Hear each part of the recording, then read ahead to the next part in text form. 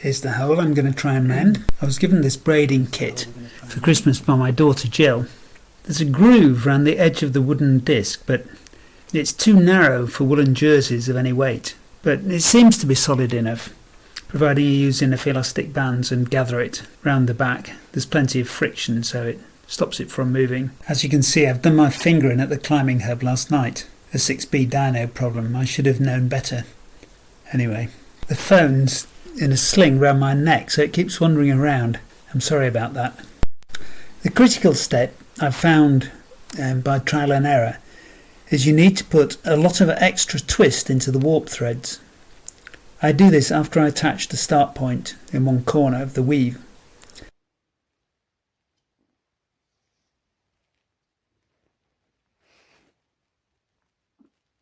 Twist the needle like this.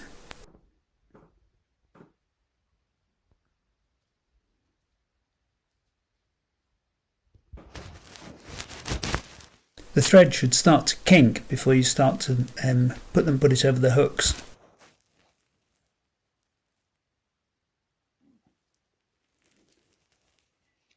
Getting the threads over the hooks is sometimes a bit fiddly. I find it's better to lay the upgoing thread in about the right place, and then the return thread is easier to guide over the back of the hook, and as you pull it tight it should run into the groove in the right place.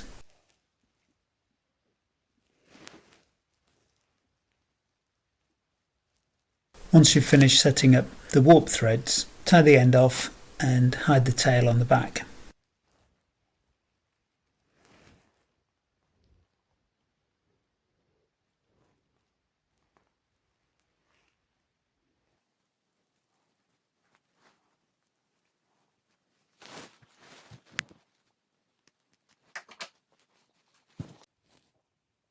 Use a contrasting colour for the weft if you want.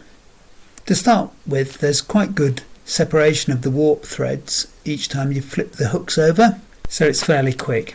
Every now and again it's probably a good idea to just put a lock stitch at one end or the other to stop it from unravelling if the worst comes to the worst.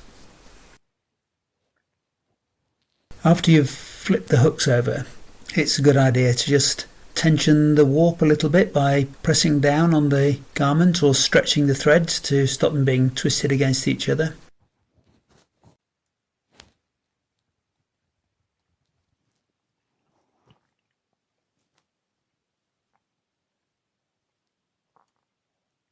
And while the needle is still inside the shed, it's a good idea to pull it down to compress the weft and keep the weave tight.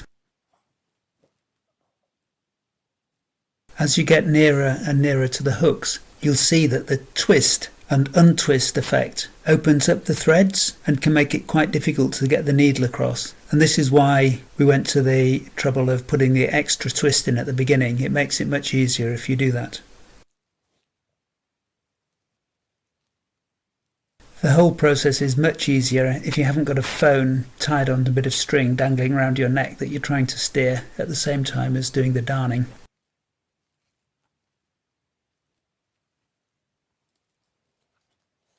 Once you can't get any more picks in, weft insertions in, you just have to detach the hook apparatus with the elastic band on the back and then lift each of the hoops off the hooks. Better to start at one end or the other. Probably the back end of the hooks is easiest.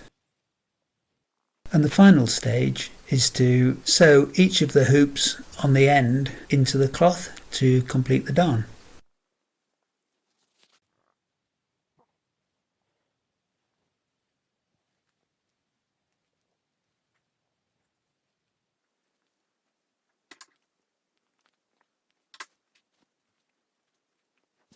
You can see by the varying quality of darns on this jumper that I've been gradually honing my technique and learning all the problems as I've gone along.